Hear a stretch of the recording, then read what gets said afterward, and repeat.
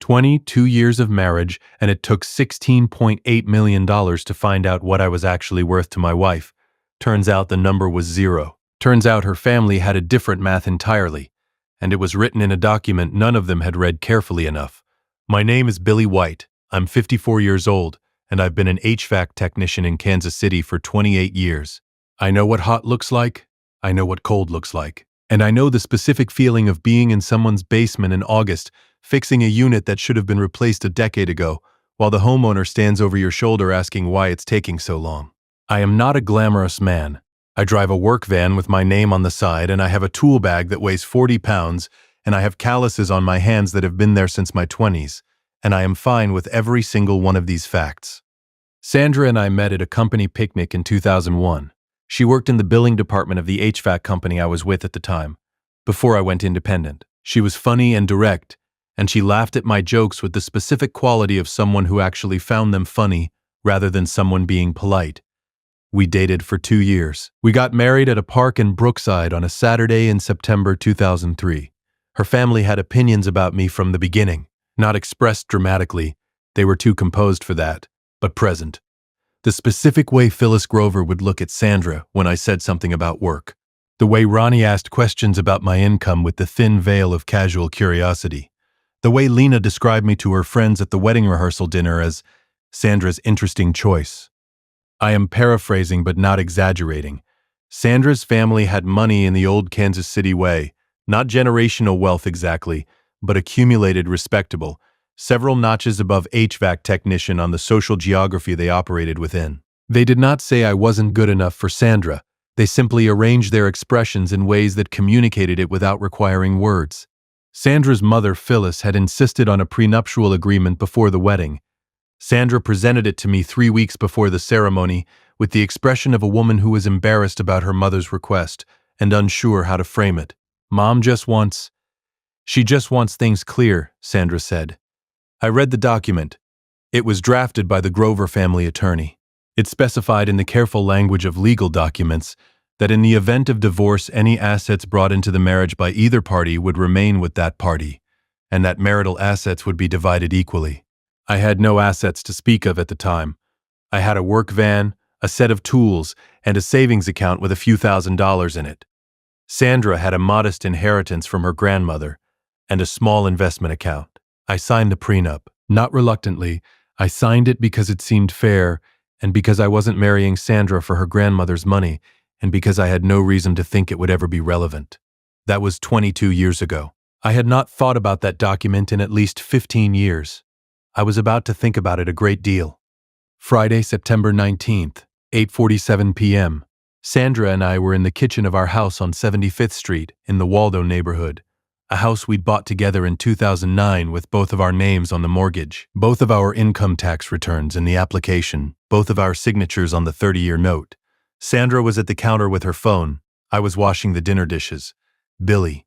Her voice was different, not excited, stunned. The specific vocal quality of a person whose brain has received information it cannot yet process. Yeah, come look at this. I dried my hands, walked over, looked at her phone.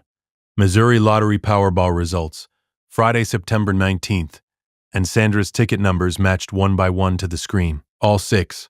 I looked at the screen for a moment, then at Sandra, then back at the screen.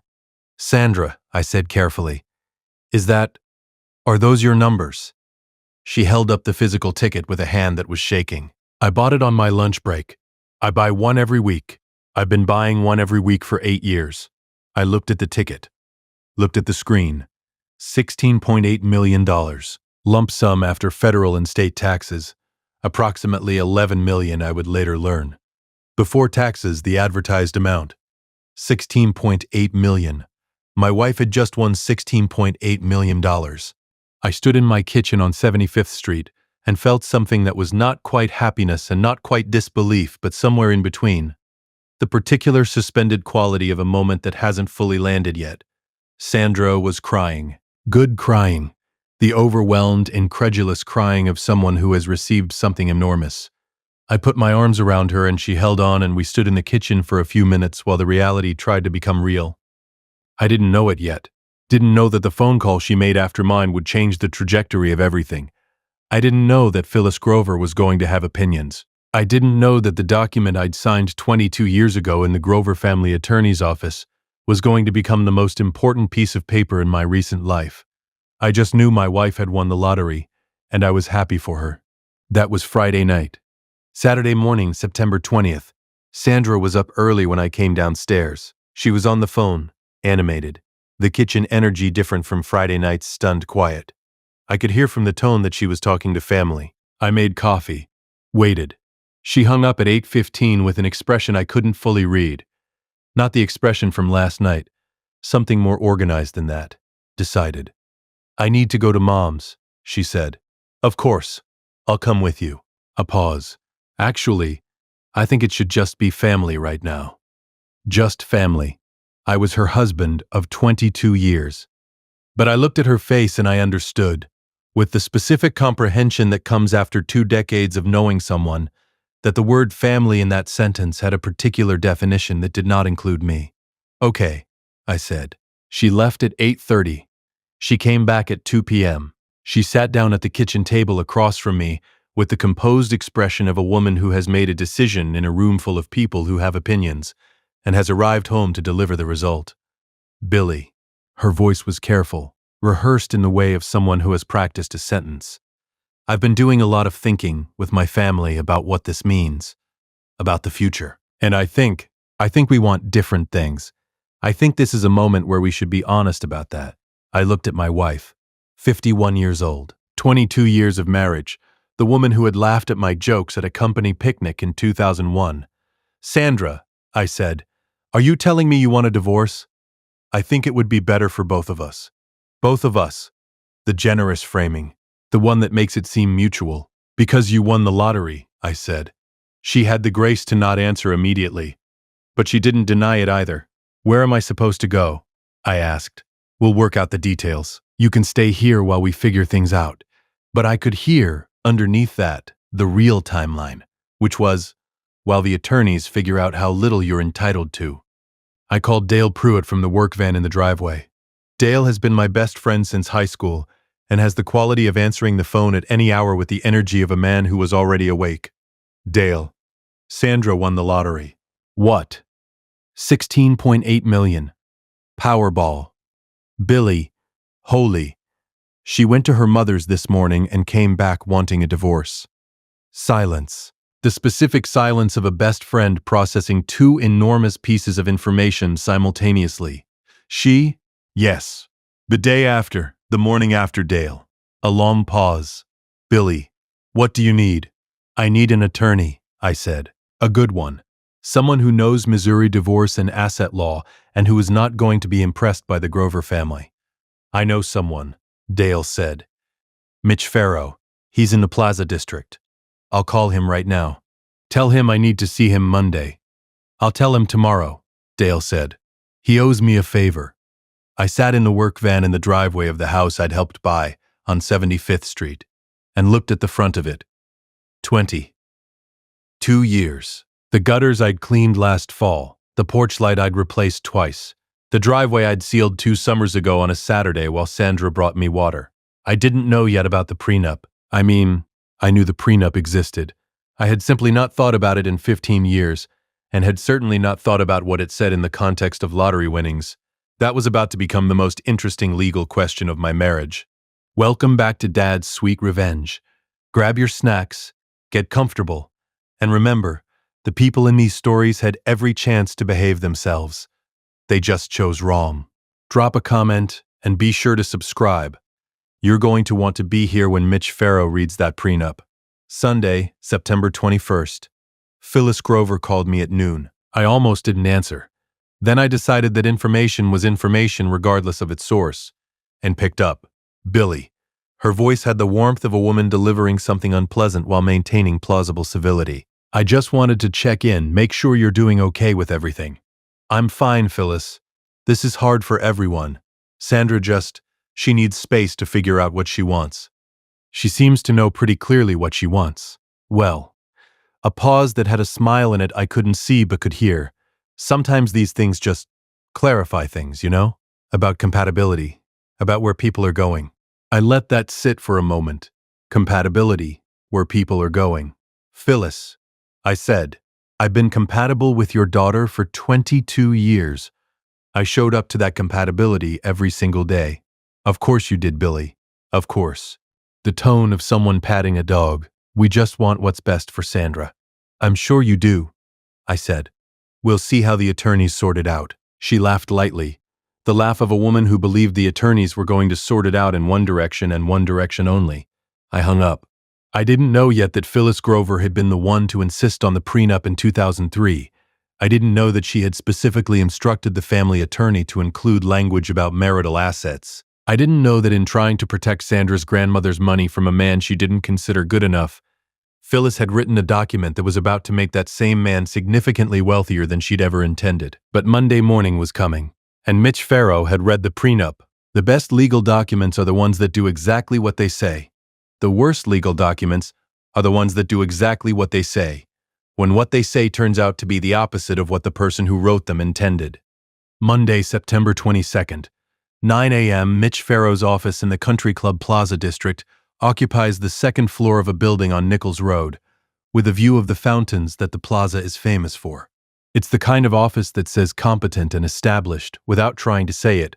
Dark wood, organized shelves, the absence of anything decorative that doesn't serve a function. Mitch is 58, with the specific quality of a Missouri family law attorney who has been doing this long enough to have seen the full range of human behavior in divorce proceedings and is surprised by none of it. He has a handshake that means something and eyes that are reading you from the moment you walk in. Dale had briefed him. He had a copy of the prenuptial agreement on his desk when I arrived. I had found the original in our home files Saturday evening, the manila folder labeled legal documents in Sandra's handwriting, that had been sitting in the filing cabinet in the home office for 22 years, undisturbed. Mitch looked at me across the desk. Tell me about the lottery ticket, he said. I told him. The Friday night timing, Sandra bought the ticket on her lunch break at work, her personal account, her personal debit card. The ticket was purchased and held by Sandra individually, not jointly. The winnings had been claimed Saturday morning by Sandra alone, before I was involved in any of the conversations. Mitch wrote while I talked. When I finished, he looked at the prenup, then at his notes, then at me. Billy, I need to ask you something and I need you to answer it precisely. Go ahead. The lottery ticket, was it purchased with joint funds? Joint account? Marital money? No. Sandra has a personal checking account she's had since before we married. She buys the ticket from that account every week. 8 years of tickets, all from her personal account. Mitch nodded slowly. So the ticket itself, the asset that generated the winnings, was acquired with premarital, separate funds, maintained in a separate account. That's correct. And the winnings, where were they deposited? Her personal account. Saturday morning, before she came home. Mitch looked at the prenup again. Read a specific section. Read it again. Then he set the document down and looked at me with the expression of a man who has just found something he needs to show you carefully. The prenup your wife's family drafted in 2003 specifies that marital assets are divided equally in the event of divorce. He paused. It defines marital assets as all assets acquired jointly or through joint effort during a marriage. Another pause. Separately, it specifies that assets brought into the marriage or acquired through separate individual means remain with the acquiring party. Right, I said. Sandra's grandmother's inheritance was protected. That was the point. Correct. That was the intended point. Mitch picked up a pen. But the language cuts both ways, Billy. The lottery winnings, acquired through Sandra's individual effort, with her individual funds, deposited to her individual account. Those are Sandra's separate property under the terms of this prenup. She's correct that she can argue they belong to her alone.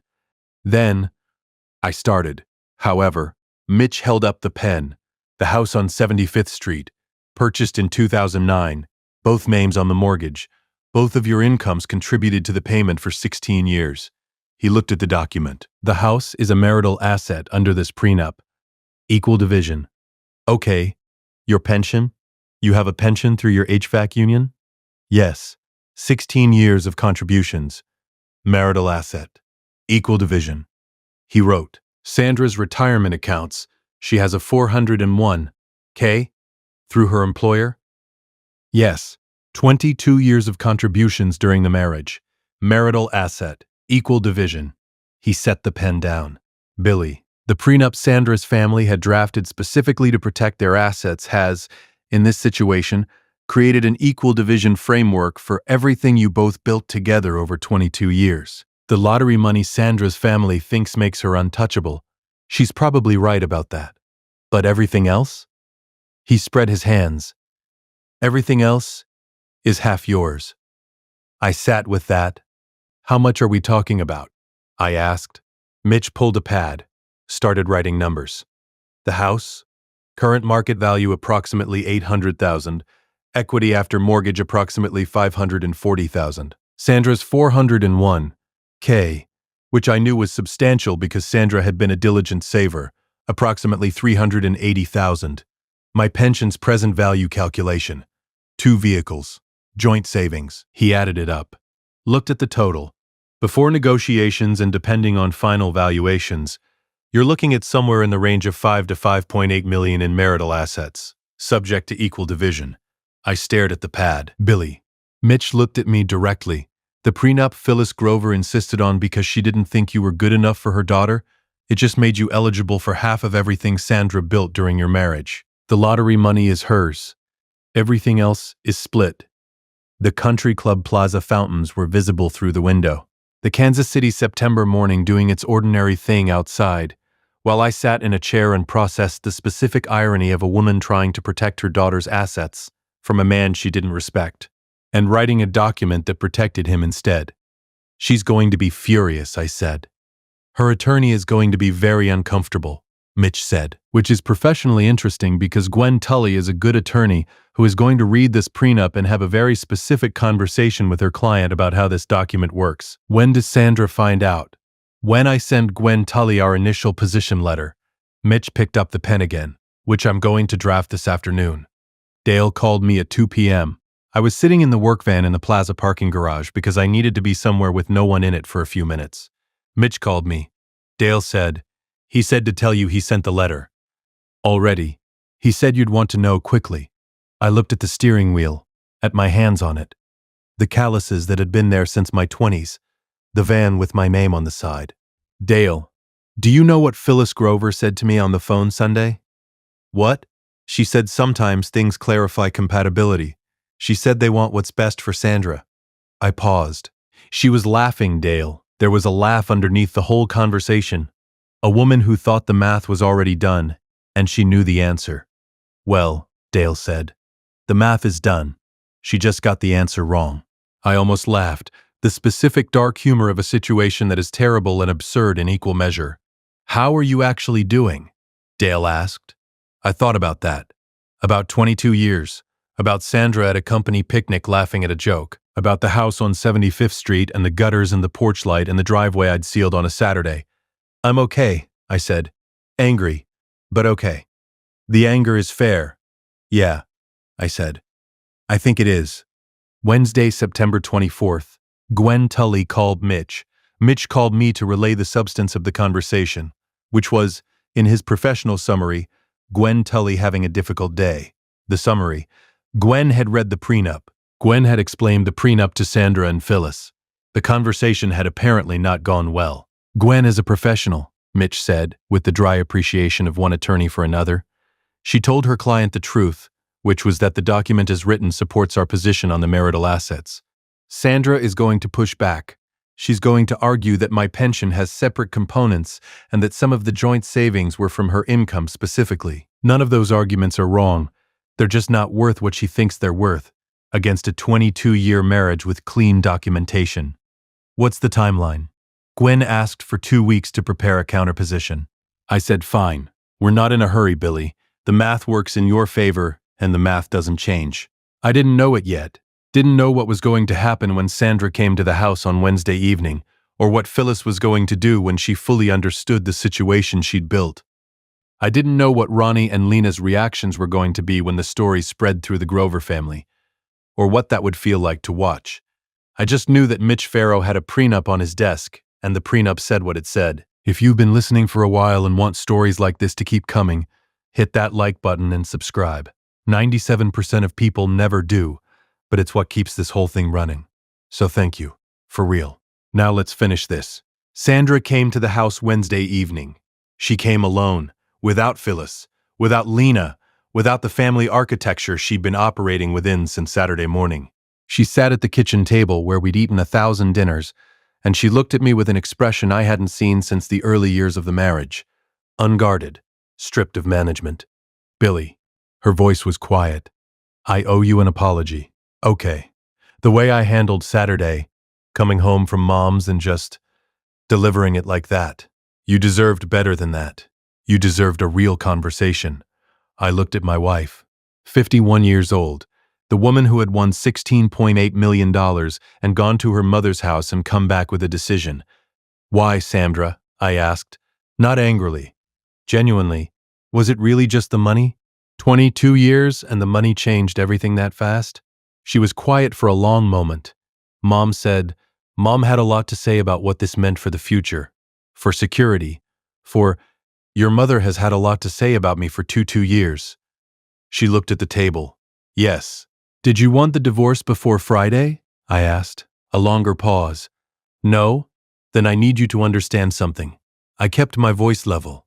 Whatever happens legally, whatever Mitch and Gwen work out, that's one thing. But I need you to understand that you walked into this kitchen on a Saturday afternoon after 22 years and delivered a decision you made with your mother in 4 hours. That's what I'm living with. She didn't answer, but she didn't look away either. I know, she said finally. I know, Billy.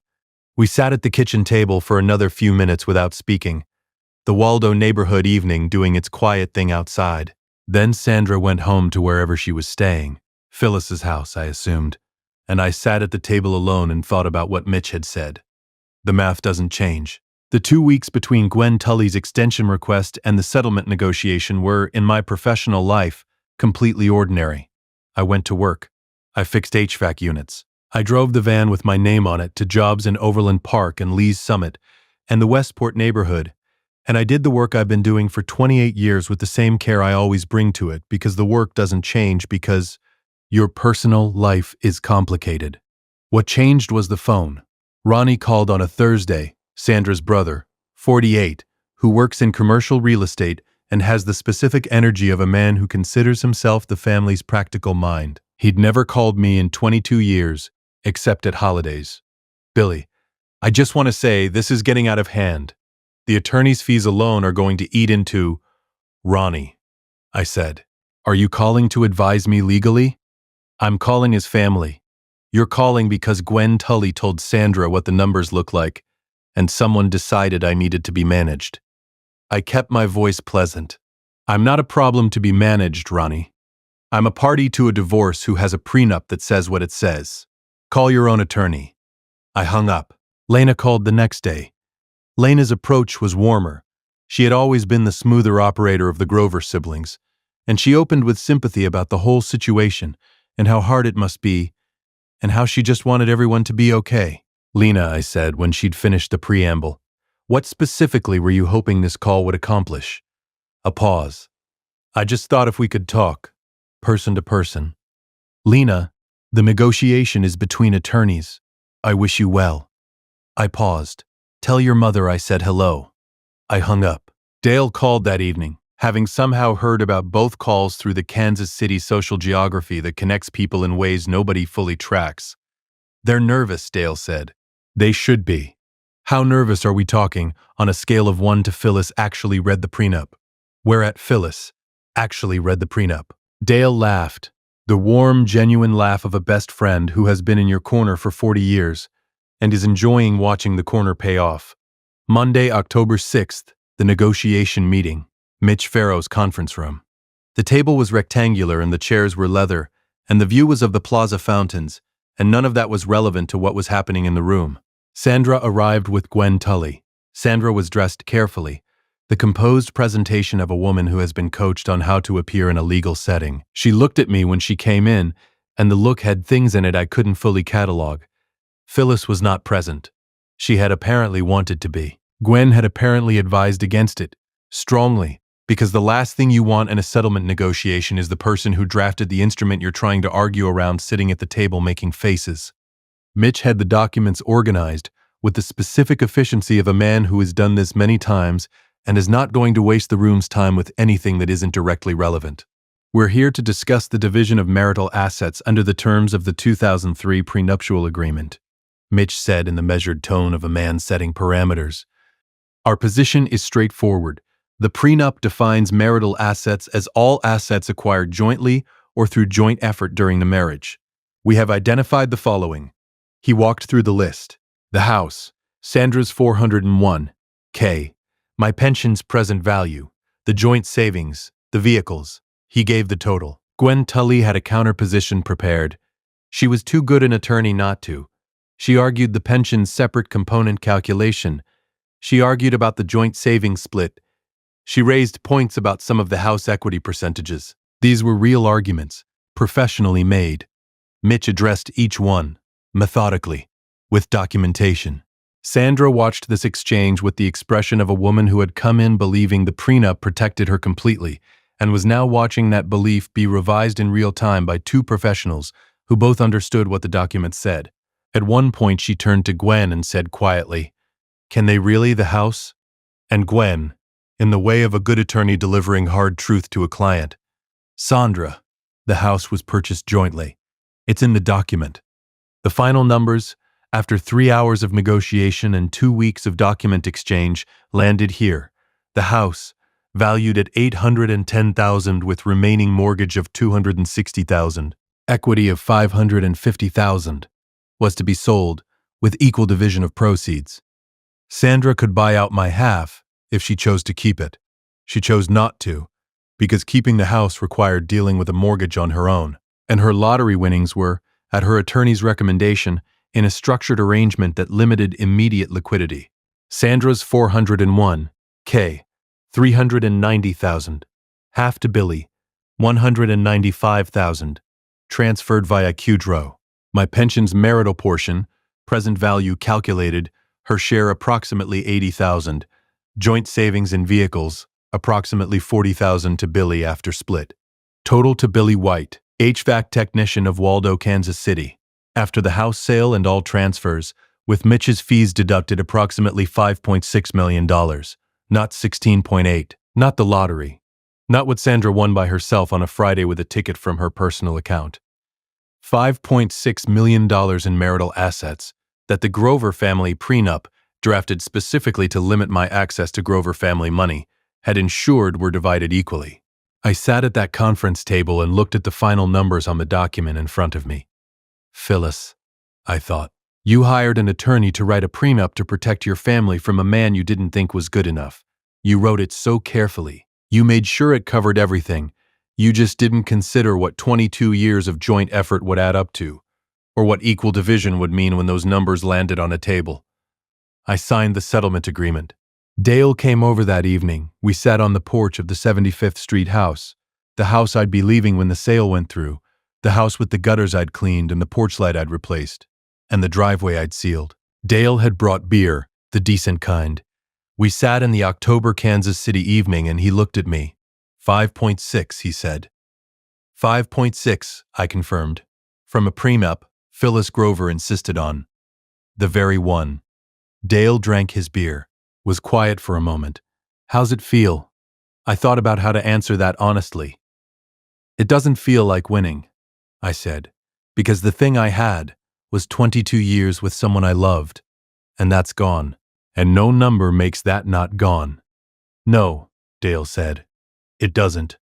But I looked at the Waldo neighborhood street.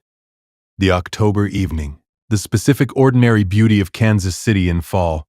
There's a specific feeling when the people who wrote you off discover they miscalculated. When the woman who laughed at your compatibility has to sit across a table from your attorney and watch the document she drafted do the opposite of what she intended. Phyllis is going to need a long time to get over this, Dale said. Probably, I said. That's her work to do. I picked up my beer, looked at the porch light I'd replaced twice over the years, at the driveway I'd sealed on a Saturday while Sandra brought me water. I built this, I thought. Both of us built this. 22 years of Tuesday nights and Saturday mornings and showing up and doing the work. The prenup knew what that was worth even when nobody else did. What are you going to do with it? Dale asked.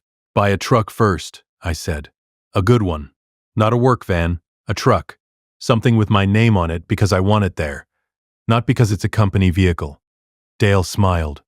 And after the truck? After the truck. I'll figure it out. I set the bottle down. I've been figuring things out for 54 years. I'm reasonably good at it. You are, Dale said. You really are. We sat on the porch until the October dark came in fully and the Waldo neighborhood went quiet, and the Kansas City night settled over everything with the specific weight of things ending and things beginning, and the long, ordinary, complicated work of going on. I didn't feel like a winner. I felt like a man who had been told what he was worth by the people closest to him, and had found out the hard way that the number they'd assigned him was wrong. $5.6 million wrong, as it turned out. Some miscalculations are more expensive than others. If you liked this story, join our community by hitting that like button and subscribing for more real, raw, and family-centered stories.